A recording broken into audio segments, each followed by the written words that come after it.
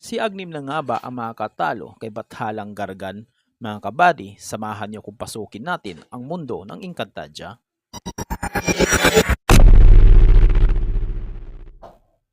Sa bagong kinakaharap ng laban ngayon ng mga sangre laban sa makapangyarihang bathala na si Gargan, ay malaking dagok ito para sa lahat ng nabubuhay sa Encantadia dahil ang nais ni Gargan ay wasakin ang Encantadia na nilikha ni Bathalang Embry at puksain ang mga sangre lalo na ang apat na tagapangalaga ng Brilliante at agawin ang apat na Brilliante na sumisimbolo sa apat na elemento. Ito ay ang apoy, hangin, tubig at lupa.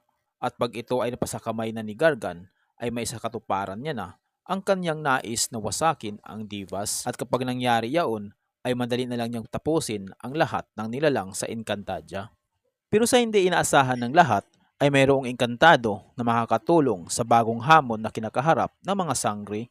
Walang iba kundi si Agnim, isang nilalang na mula sa lahi ng mga nimfa. Nahubog ang kanyang kapangyarihan dahil sa naganap na digmaan noon ng mga sangre laban sa hari ng Haturia na si Hagorn.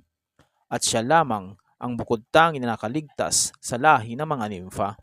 Dumaloy ang hindi maipaliwanag na enerhiya kay Agnim na pinagmulan ng kanyang lakas at kapangyarihan dahil kay Agnim lumilitaw ang brilyante ng diwa at ito ay bumubuo ng lubos sa kapangyarihan ni Agnim na siyang tatalo kay Gargan.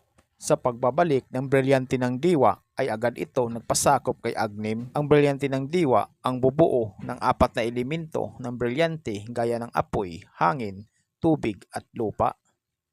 Dahil sa brilyante ng diwa, ito ay magkaroon ng pambihirang lakas at ito ay hawak ni Agnim. Dahil kay Agnim ay matatalo ng lubos si Gargan.